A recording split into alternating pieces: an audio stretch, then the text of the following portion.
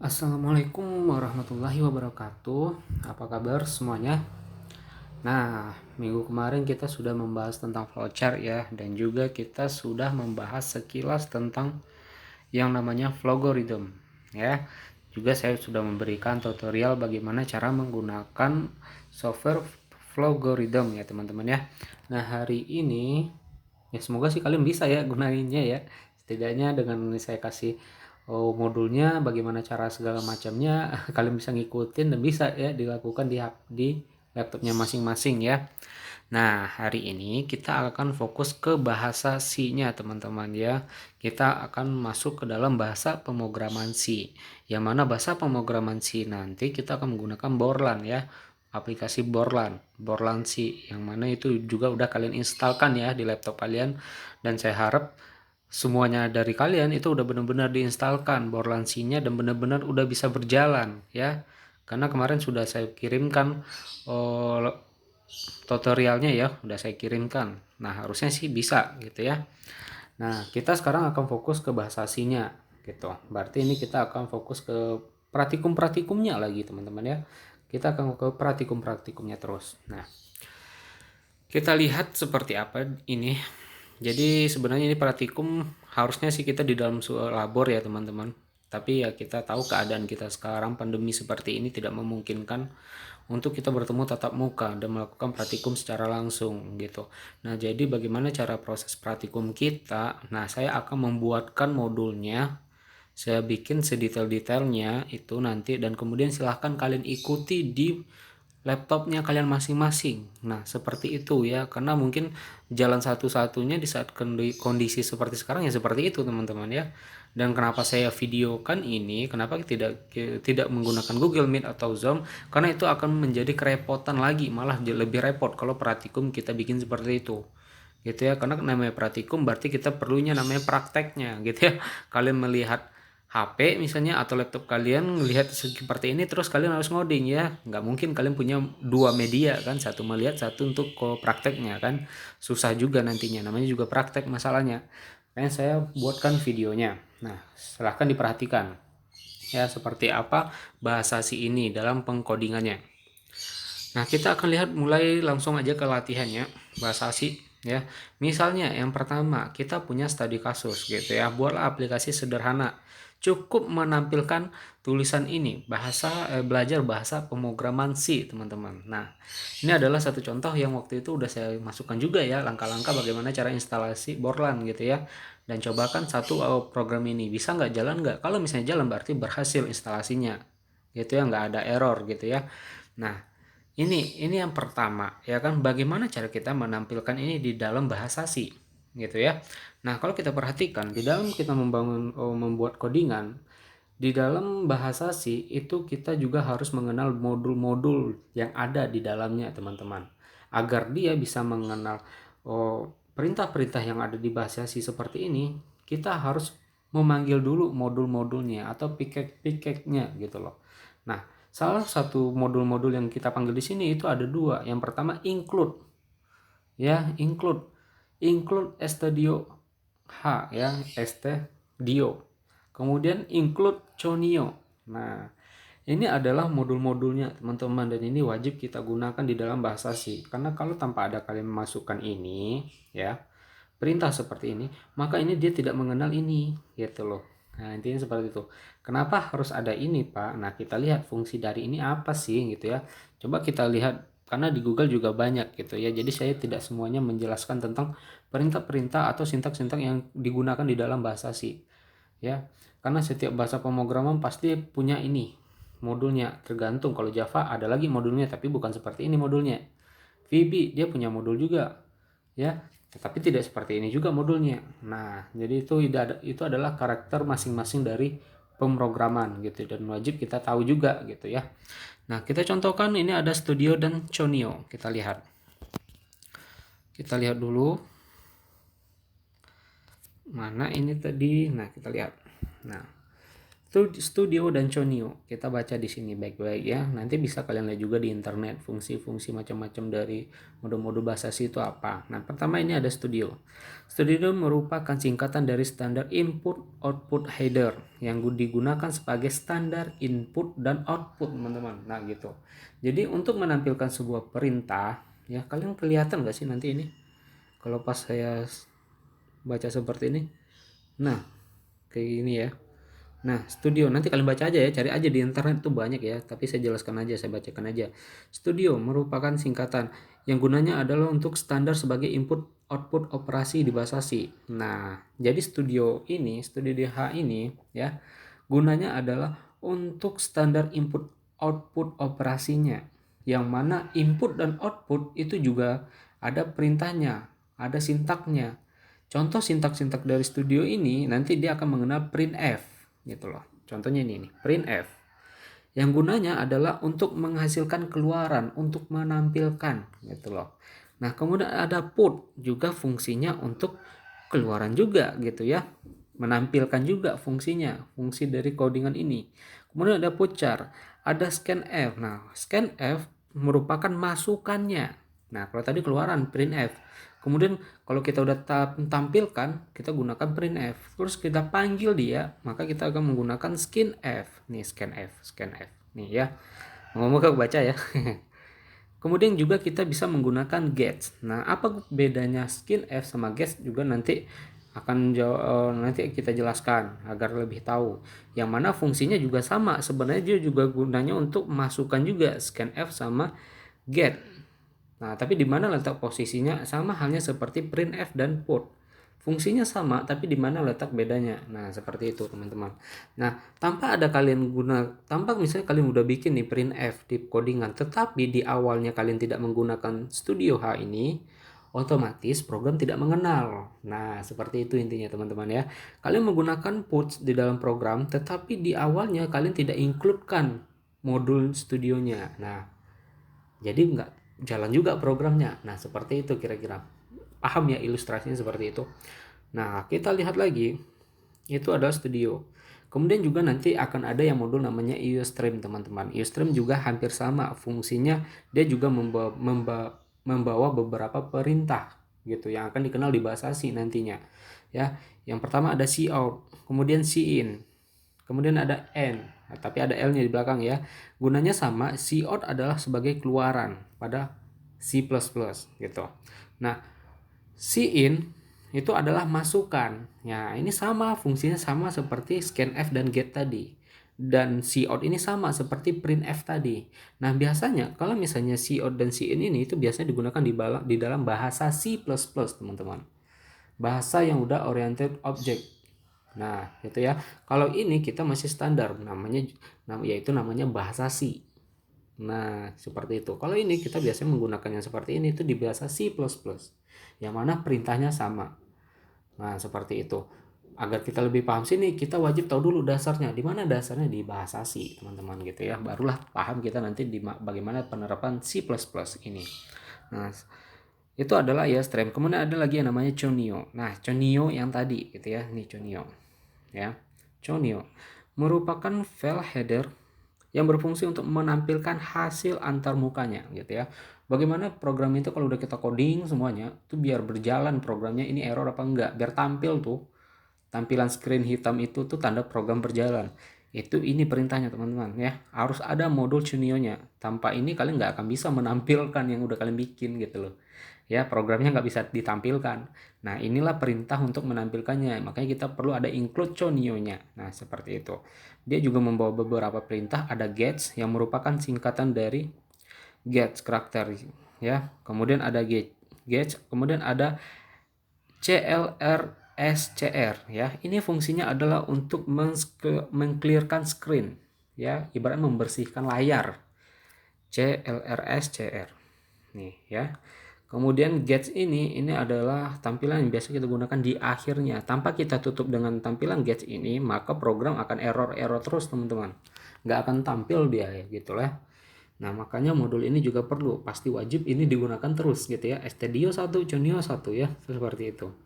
Nah, kemudian ada juga H. ya. Ini fungsinya apa bisa dibaca teman-teman, saya nggak bisa menjelaskan semua, materi kita banyak. Ada namanya strlib. Nah, fungsinya apa? Jadi itu juga modul juga. Kemudian ada yang namanya string H, teman-teman. Nah, string H juga sering akan kita gunakan. Modul string H fungsinya adalah untuk menampilkan variabelnya, teman-teman. Variabel yang berupa string gitu loh. Ingat ya, kita punya tipe data. Ada tipe data integer yang biasanya itu berupa untuk angka-angka, ya. Kemudian ada yang tipe datanya huruf, yang biasanya kita menggunakan string atau char. Nah, agar tampil huruf-huruf yang kita kita inputkan itu, kita juga butuh yang namanya modul dari string H, include string H-nya. Nah, seperti itu. Nah, dia juga bawa beberapa perintah, salah beberapanya di antaranya adalah strcpy. Ya, fungsinya digunakan untuk menyalin suatu string ya ke variabel. Kemudian ada yang namanya strcmp ya. Fungsinya adalah untuk membandingkan dua string. Ya, keadaan misalnya variabelnya ini tipe datanya kedua-duanya string dan kita bandingkan. Maka kita butuh perintah strcmp. Nah, seperti itu teman-teman ya. Nah, makanya kalau misalnya nanti berupa huruf-huruf ada yang perlu kita inputkan dan kemudian kita tampilkan. Nah, berarti kita butuh include stringnya juga. Nah, seperti itu teman-teman ya. Nah, seperti itu kira-kira. Nah, sekarang kita akan lihat ke modul lagi. Kita lihat lagi modulnya.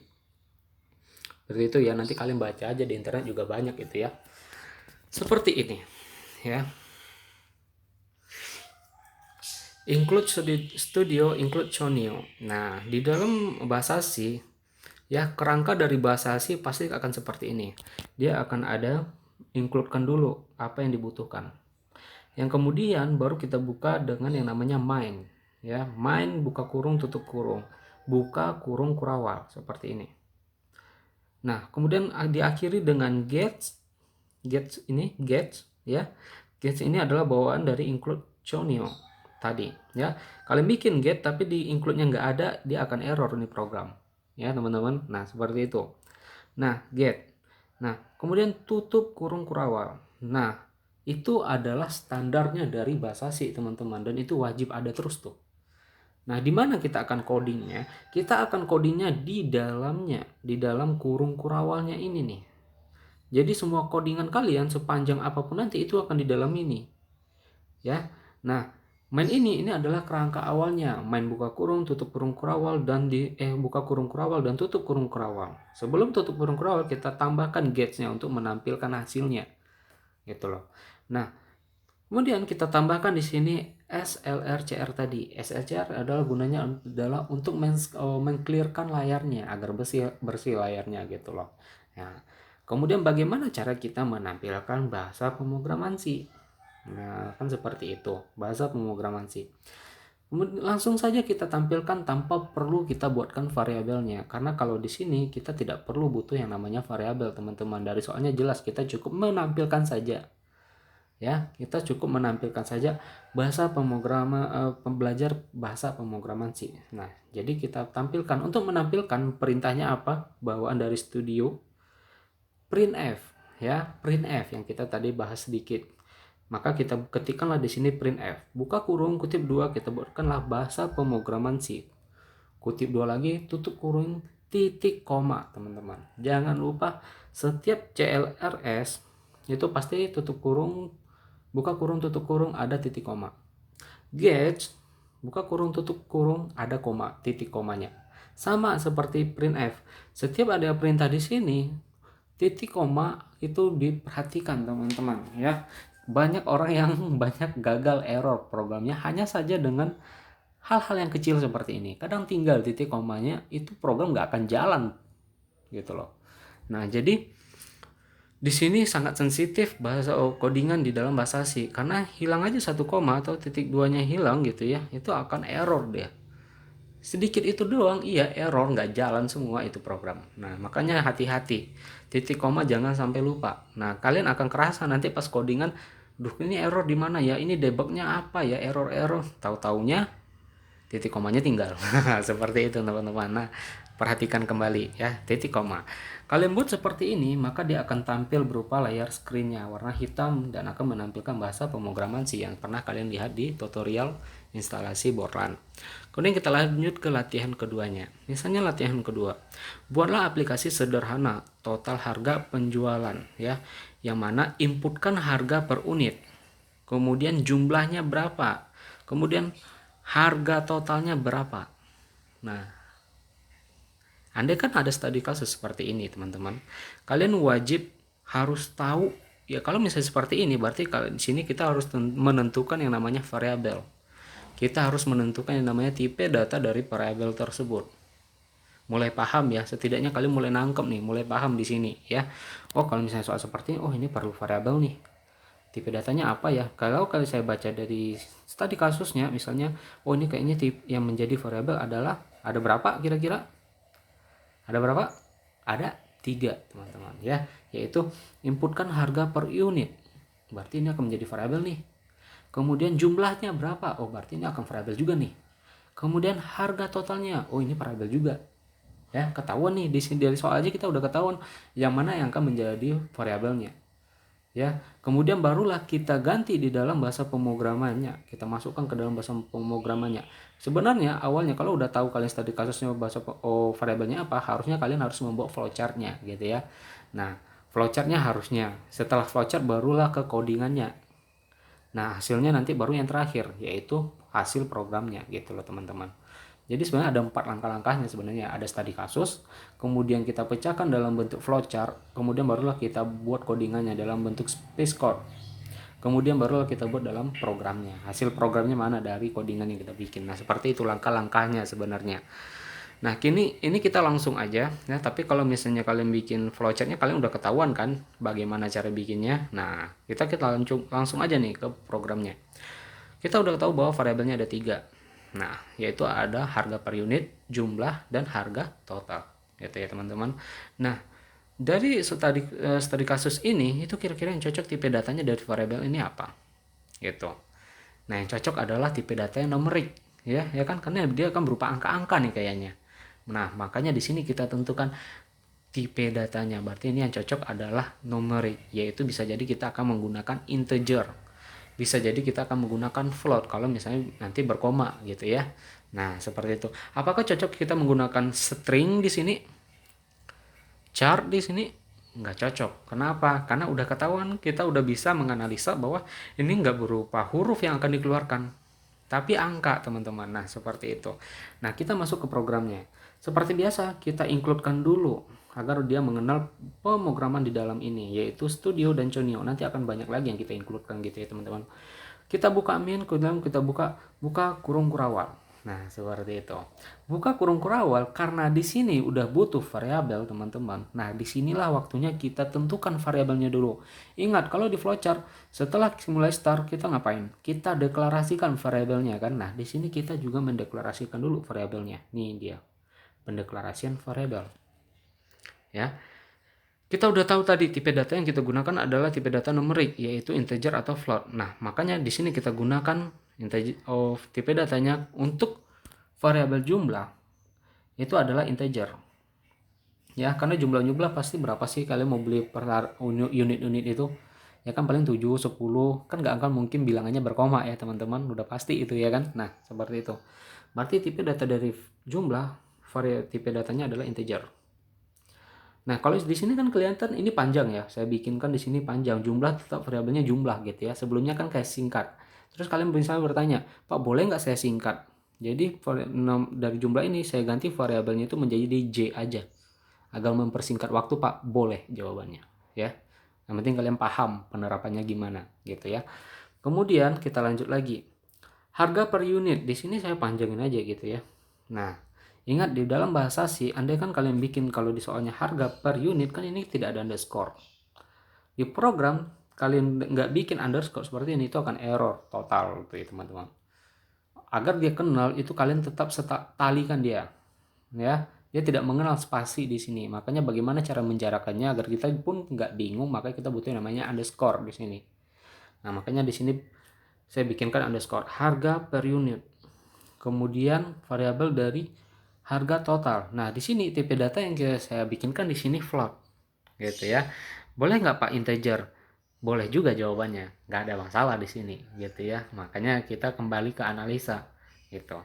Jadinya kita menggunakan variabelnya ada 3 dengan tipe datanya ada 2, integer atau float. Kalian bikin jadi 1 juga nggak masalah teman-teman. Kalian bikin integer aja nggak apa-apa semuanya. Karena biasanya kalau harga-harga juga nggak ada yang koma-koma kan ya. Saya nggak tahu juga nih ya.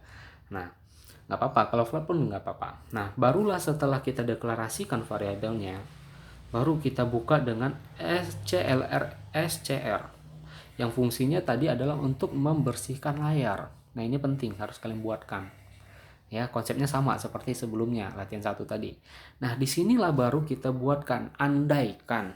Ya, di sini jumlahnya kita ibaratnya inputkan angkanya itu langsung di dalam programnya nih, yang latihan kedua ini. Ya, yang mana variabel jumlah itu kita inputkan datanya adalah 10, maka saya buatkan seperti ini, jumlah sama dengan 10. Jumlah ini dia diambil dari mana? Dari pendeklarasiannya.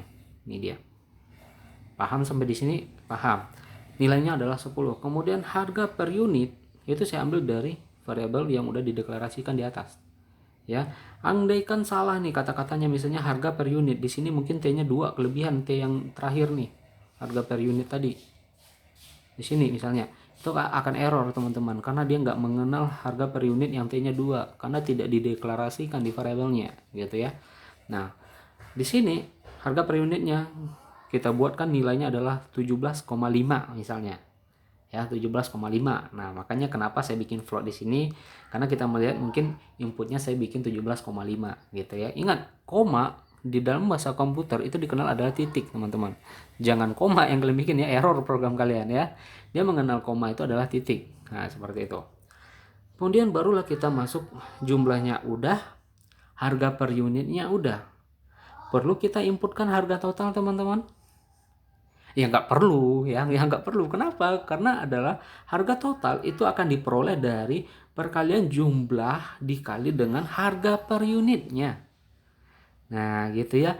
Jadi ketahuan bahwa jumlah dengan harga unit ini adalah inputnya, gitu loh. Sama seperti di flowchart, ada deklarasi kemudian ada inputnya, ya kan? Kemudian barulah kita proses total harga totalnya. Yaitu harga total sama dengan jumlah dikali harga per unit. Nah, paham sampai di sini? Ini adalah prosesnya, teman-teman. Kalau di flowchart ketahuan ini adalah bagian proses. Udah ketemu, udah sampai hasilnya, udah sampai tujuannya, udah, barulah kita tampilkan hasil prosesnya. Untuk menampilkan kita menggunakan perintah printf. Nah, paham? Ya, kemudian barulah kita tampilkan. Untuk mengambil printf, biar enak kita ngebacanya, barulah kita bikinkan di dalamnya titik koma harga total, yang mana ini akan tampil nanti tulisan ini di dalam program. Barulah kita bikin %f. Nah, hati-hati. %f di sini /n. Ya, di sini %f ini digunakan apa? Untuk menampilkan hasilnya, untuk menampilkan apa yang diinputkan. Nah, kenapa di sini %f? Karena kita menggunakan tipe data dari harga total ini adalah float. Itulah dia kenapa kita menggunakan printf. Paham sampai di sini? Andaikan kalian menggunakan integer, di sini kita akan menggunakan %i. Ya. Kalau misalnya suatu waktu nanti inputnya adalah variabelnya itu string, ya teman-teman, datanya string, otomatis untuk memanggil yang di sininya %s. Ya, paham ya di sini? Kenapa ini berlaku, Pak? Kenapa %s, %i, %f sama s itu berlaku? Nanti akan ada %d juga ya untuk double gitu ya. Kenapa itu berlaku, Pak? Karena kita menggunakan perintah printf, teman-teman. Ya, karena kita menggunakan printf, karena itu ingin menampilkan gitu loh. Berbeda lagi nanti kalau kita menggunakan cout, itu mungkin kita nggak menggunakan ini lagi nih gitu loh ya. Nah, tuh kita pahami dulu satu-satu gitu ya. Nah, kemudian printf harga totalnya adalah ini nanti akan ditampilkan di posisi ini, hasil dari penjumlahan ini teman-teman gunanya ya. Tampil posisinya hasil dari penjumlahan itu adalah di printf-nya ini nanti akan diposisikan.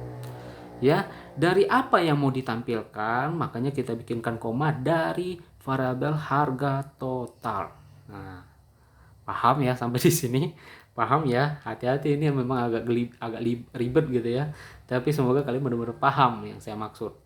Nah, kalau misalnya udah seperti ini, printf harga total nanti akan tampil di sini harganya dari apa? Dari variabel harga total. Yang mana yang udah diproses di sini tadi. Bahwa kelihatan di sini adalah outputnya. Ya kan?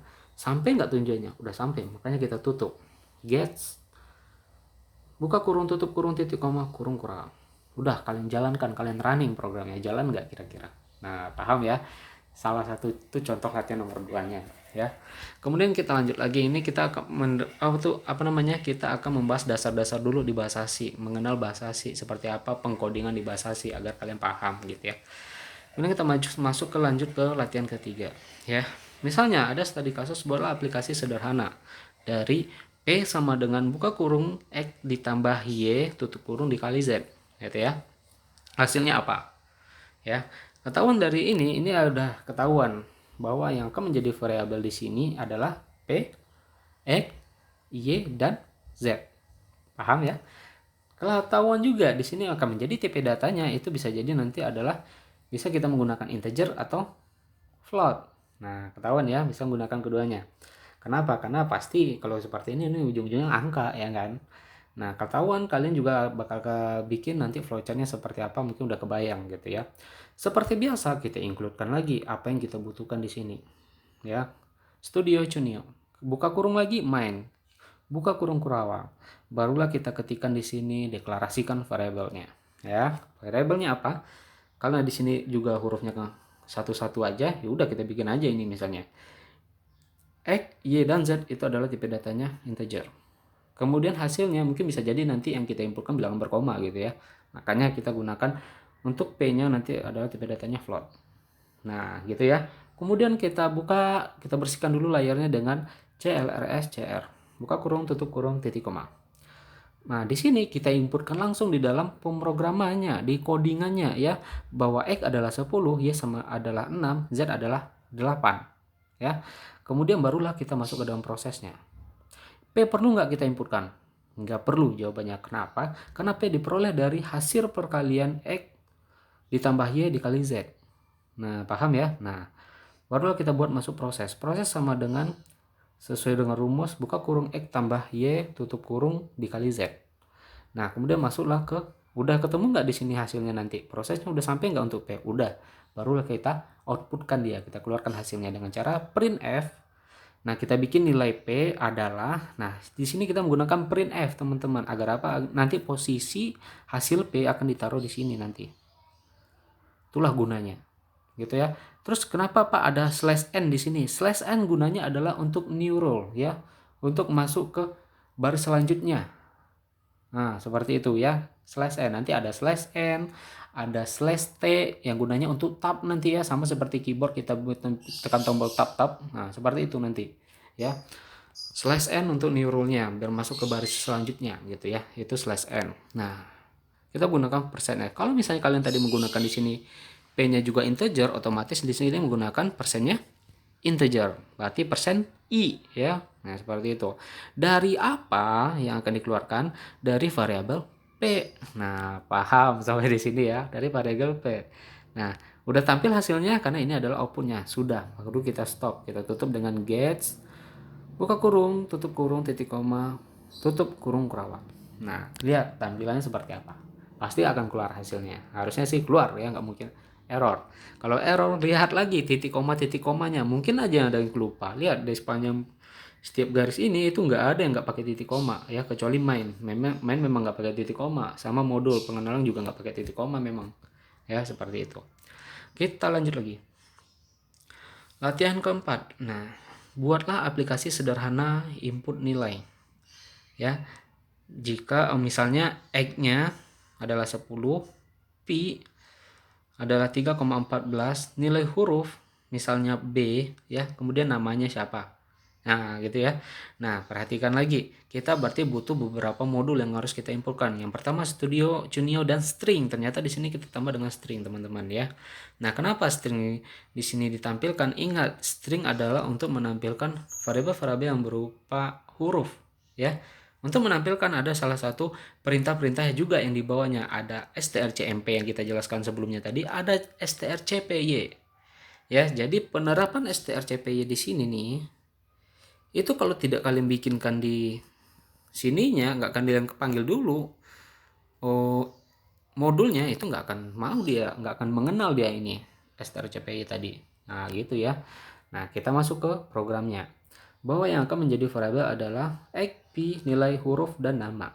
Nah integer x kalau kelihatan dari nilainya adalah 10, berarti udah ketahuan bahwa x ini dia menggunakan tipe datanya adalah integer. Kemudian pi karena kita lihat nilainya 3,14, otomatis dia akan menggunakan tipe datanya adalah float ya. Kemudian nilai huruf kalau kita lihat di sini ya, nih dia hanya menggunakan satu huruf doang ya, berarti kita menggunakan char, tidak string ya teman-teman. Nah kemudian nama otomatis tidak mungkin satu huruf dong. Nah iya, berarti kita menggunakan nama yang mana nama itu punya buka apa di sini namanya, kurung siku, buka kurung siku gitu ya, tutup kurung siku, dan di dalamnya ada nilai 8. Maksudnya apa?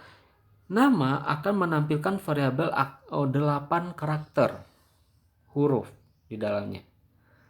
Nah, kenapa dulu pernah saya bilang ya di minggu-minggu sebelumnya? Karena bahasa sih dia tidak mengenal string, jadi chart lah yang bisa kita manipulasi. Caranya bagaimana? Kita tetap memanggil tipe data chart, tetapi agar dia menjadi string, maka kita butuh di belakang variabelnya kita buatkan berapa angka di belakangnya agar dia tampil dengan menggunakan buka kurung siku. Nah, seperti itu ya. Paham ya? Kalau tidak akan menggunakan kurung siku seperti nilai huruf, maka yang akan tampil itu adalah huruf awalnya doang, satu karakter aja. Paham? Paham, moga-moga ya. Kita udah deklarasikan di sini. Kita masuk CL RSCR, kita bersihkan layarnya.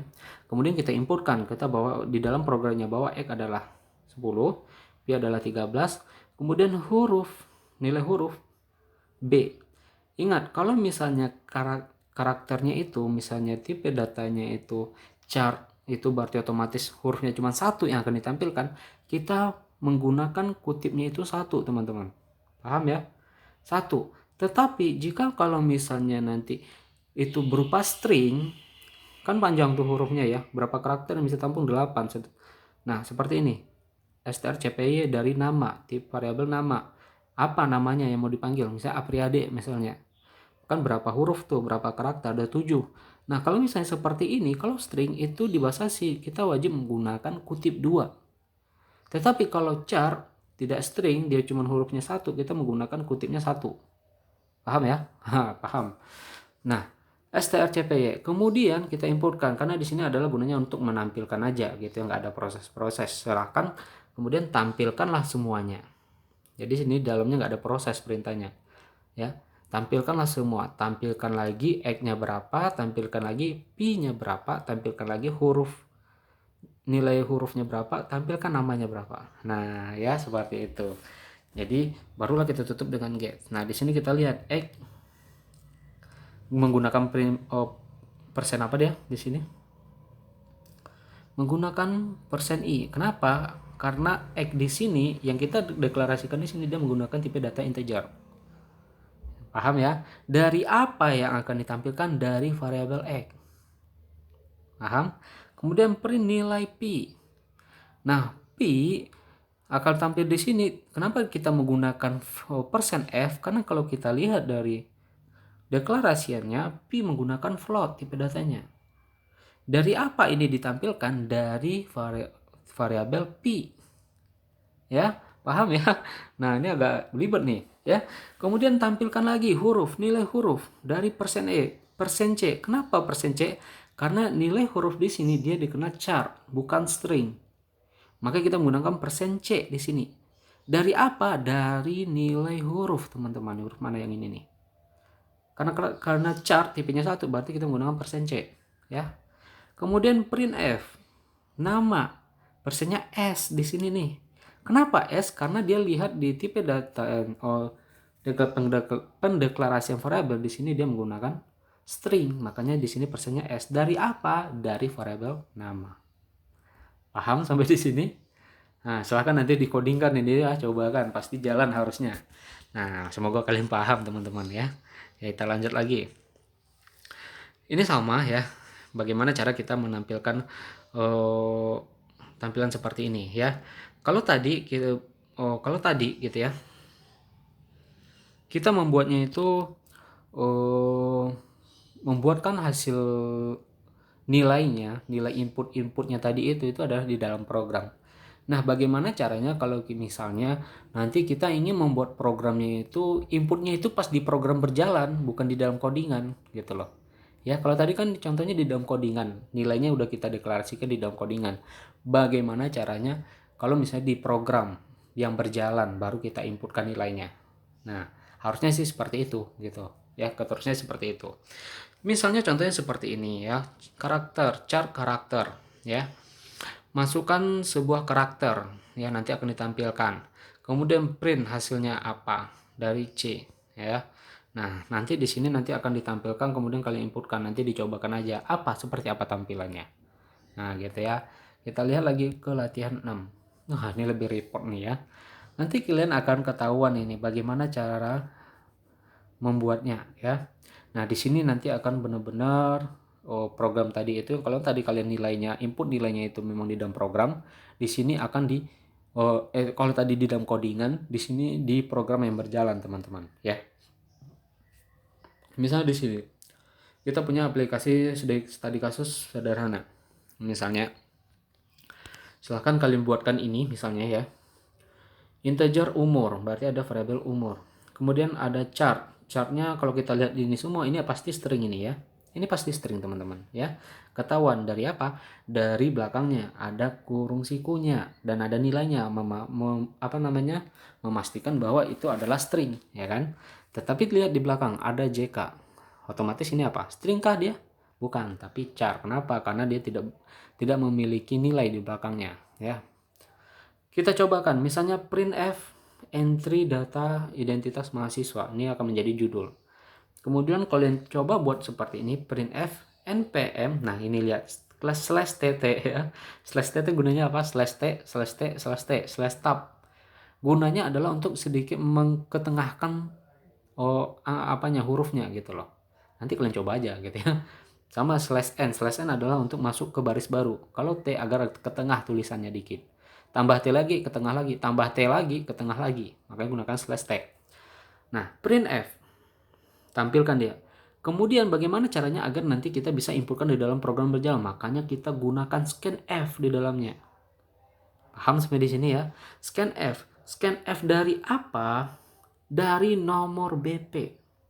Sebenarnya kalau sebenarnya nomor BP ini sama dengan NPM ya. Kalau saya waktu mahasiswa dulu namanya nomor BP di mahasiswa. Kalau kalian kan NPM. Nah, inputkan nomor BP.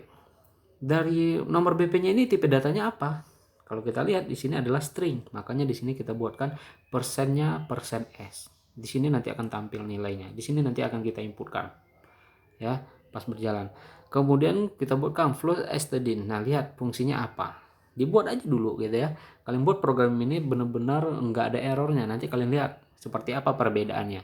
Kemudian boleh lagi print nama mahasiswa. Scanf lagi dari nama. Kenapa dia namanya sini persennya S? Karena yang mau kita inputkan ternyata dia berupa string lagi ya. Flows stdin lagi. Lanjut lagi alamat. Nah, alamat di sini tidak kita menggunakan lagi scanf. Nah, kita bisa kolaborasi juga menggunakan perintah-perintah lainnya yang fungsinya juga sama. Salah satunya adalah get. Nah, bedanya get di sini alamat ya kan. Tipe data dia langsung memanggil teman-teman. Nah, inilah bedanya scanf dengan get. Kalau scanf kita wajib dideklarasikan lagi dengan yang adanya nama persen %s ini. Tetapi kalau misalnya get kan dia sama-sama string fungsi apanya ya kan tipe datanya. Kalau get kita langsung aja teman-teman lihat seperti ini nih. Get langsung aja panggil. Getnya apa? Tipe variabelnya apa? Yaitu alamat. Alamat ini dapat di mana? Dari sini nih. Ya, dia langsung gitu loh. Nah, itu kalau kita menggunakan get. Bedanya sama scanf. Nah, seperti itu. Kalau scanf dia seperti ini, harus ada persenannya dideklarasikan dulu baru variabelnya. Kalau ini langsung kita panggil aja. Nah, seperti itu ya. Nah, kemudian prodi juga kita menggunakan get di sini biar tahu kalian bedanya dan perintah digunakan seperti apa teman-teman ya. Makanya saya bikin seperti ini ya. Kemudian jenis kelamin ya. Jenis kelamin kalau kita lihat tipe datanya adalah char ya, nggak string. Kemudian saya printf kan di sini yang tipe datanya dari char tadi persen %c ya. Ini silahkan dibuatkan aja teman-teman ya. Ini dibuatkan aja. Nih, kenapa ini persen %i dia menggunakan umur adalah tipe datanya integer ya. Kalau misalnya get kalian buatkan di sini itu tidak akan pernah bisa teman-teman dan error terus. Kenapa? Get itu hanya digunakan dan diperuntukkan hanya untuk tipe data string ya, tipe data string gitu loh. Nggak akan pernah bisa digunakan untuk integer. Nah, itu harus dipahami lagi ya, seperti yang udah kita bahas tadi di awal ya, karena banyak perintahnya tapi bukan perintahnya hampir mirip tapi akan ada beda-bedanya gitu ya. Nggak akan bisa get ini kalian gunakan untuk angka, pasti kalian wajib menggunakan scanf kalau angka. Dan juga get juga tidak bisa digunakan untuk tipe data yang berupa char aja seperti ini nih. Kalau bikin get di sini juga dia nggak mau, error deh. Dia cuma bisa diperuntukkan untuk yang tipe data yang variabelnya itu adalah string tipe datanya. Nah, paham ya? Kemudian tampilkan dari yang udah kalian bikin, tuh kalian tampilkan. Nah, lihat perbedaannya dari program-program sebelumnya. Otomatis kalian akan menampilkan ini, menjalankan program ini, menginputkan nanti angka-angkanya itu di program yang berjalan. Bukan lagi di codingan sebelumnya. Sebelumnya kan di dalam codingan ya, kalian tentukan sendiri nilainya tadi kita. Nah, ini akan berbeda di sini. Kemudian kita lanjut ke latihan 7. Ini akan sama. Nah, ini bagaimana cara kita membuat variabel. Variabel macam-macam. Tipe datanya ini, variabelnya ini nih. Kemudian di variabel itu dia sudah membawa masing-masing dalam bentuk nilai gitu loh. Nilainya apa? Misalnya variabel 1A. Makanya digunakan char, ya kan? Integer variabel 2 ada 4. Kenapa 4 di sini sedangkan tipe datanya integer? Kalau misalnya seperti ini kalian ketemukan, otomatis ini akan berubah berbentuk array. Dan kalian wajib tahu nilainya berapa, menginputkan nilai berapa. Kalian bikin seperti ini, tetapi tipe datanya integer, ini akan error tanpa kalian deklarasikan nilainya yang dari 4 ini berapa. 4 ini maksudnya di dalam kurung kurawal ini nih, ada nih min 10, 4, 3, dan 100. Kan itu ada berapa? Itu ada 4 gitu ya. Kalian bikin seperti ini, nanti bikin juga seperti ini. Silahkan dicobakan, nanti akan lihat perbedaannya seperti apa. Paham ya? Nah, kemudian kita lanjut lagi. Nah, bagaimana cara kalian kalau misalnya kalian udah paham nih ya sampai latihan 7 ya, pasti akan ada gambaran kalian masuk ke latihan 7 ini nih. Dari latihan 6 lah, dari 1 ke 6 pasti akan ada gambaran kalian bagaimana cara kalian membuat ini. Misalnya, coba saya minta ke kalian bikin ini nih. We are the family. Universitas Singa Perbangsa Karawang. Lihat ya, posisinya di mana nih yang ini? Di tengah. Gunakan apa? Nah, tahu ya. Kemudian andaikan misalnya saya kasih soalnya seperti ini. Boleh studi kasus tampilan dari ini program yang udah berjalan ini. Coba buat programnya dari kalian. Ya, ini hasilnya ini bukan dibuat, nilainya ini bukan diinputkan di dalam programnya teman-teman, di dalam codingan ya, tetapi pas codingan berjalan baru diinputkan. Ya, paham ya? Kalau kalian udah bikin latihan 1 sampai 6 pasti kalian paham nih yang saya maksud nih. Bikin seperti itu ya. Kemudian latihan ke-9. Nanti ada lagi di sini ya. Latihan ke-9. Seperti ini. Nah, di sini juga sama, bagaimana cara kalian menampilkan ini. Nah, paham ya? Bagaimana cara kalau kalian udah latihan di sebelumnya, kalian udah mulai analisanya berjalan, logikanya pasti berjalan nih. Oh, kayak gini nih, kayaknya ini kayaknya gunain ini nih. Nah, paham ya teman-teman? Silahkan dikerjakan itu latihan 1 sampai 9 ini ya. Nah, bikinnya jangan digabung ya. Maksudnya kalau udah selesai latihan 1 disimpan filenya mungkin jadi latihan 1. Kemudian masuk ke latihan 2 bikin juga file baru, simpan dengan latihan namanya latihan 2, kemudian codingnya mana gitu ya. Kemudian latihan 3, latihan 4, latihan 5 gitu ya. Nah, seperti itu. Simpan dalam satu folder ya teman-teman ya. Nanti sintaknya filenya kalian itu akan belakangnya adalah apa namanya? Nanti belakang tuh sintaknya ini nih CPP seperti ini contohnya nih. Ya, format belakangnya nanti akan menjadi CPP ya. Berarti nanti akan ada 9 file gitu ya, teman-teman. Nah, seperti itu. Silahkan dicobakan di borlannya. Pastikan semuanya berjalan, teman-teman, biar kalian benar-benar paham. Untuk langkah selanjutnya ini karena ini adalah dasarnya kita codingan bahasa C. Biar tahu dulu kalian dasarnya, biar enak nanti ke depannya nanti programnya akan lebih berat lagi masalahnya. Maksudnya biar tahu dulu dasar-dasar dari bahasa C gitu. Jadi dicobakanlah ini gitu ya. Dibuat semuanya buat dalam satu folder, kemudian diwinrarkan ya ke 88-nya ini, 99-nya ini ya. Kemudian nanti akan kita kumpulkan lagi minggu depan ini ya, 9 file ini Nanti format WinRAR-nya kan folder, kemudian klik kanan ambil WinRAR gitu ya. Nanti ganti namanya nanti menjadi kelas underscore npm underscore nama. Nanti saya bikinkan from uploadnya lagi minggu depannya gitu ya. Paham ya? Kalian cobakan latihan ini gitu ya. Benar-benar dipahami. Kalau error dicek lagi. Terkadang tinggal titik komanya atau komanya ya. Hati-hati ya, dikit-dikit yang bikin kita kesandung di sini teman-teman ya, itu yang bikin kita kesel gitu ya. Tapi coba aja, kadang greget juga gitu ya. Tapi kalau udah jalan enak gitu ya. Tapi ingatlah bahwa program ini nggak akan mungkin kalian murni berjalan 100% dan lancar aja, enggak. Mustahil rasanya kalian seorang programmer dasar tanpa ada error-error atau tanpa ada debug-debug ya. Pasti ada. Tetapi kalau misalnya kalian temukan debug yang di pusingnya, kalian pusing nih, aduh mana ya salah masalahnya. Pas ketemu itu enak teman-teman. Oh, di sini salahnya. Ternyata sepele banget salahnya gitu ya. Nah, karena tinggal komanya doang gitu ya, atau hurufnya tinggal satu gitu ya. Nah, seperti itu. Kita akan melatih seperti itu terus teman-teman ya. Silahkan dicobakan ini sampai 9 ya, 9 file ini nanti jadinya yang akan saya terima minggu depannya lagi. Baik, saya kira cukup ya. Udah jam berapa sih ini? Waduh, udah 45 menit saya record ya. Nah, jadi silahkan dicobakan ini, nanti akan saya kirimkan ini videonya. Saya kirimkan nanti modulnya ini ya, per poinnya ini. Baik, saya tutup. Assalamualaikum warahmatullahi wabarakatuh.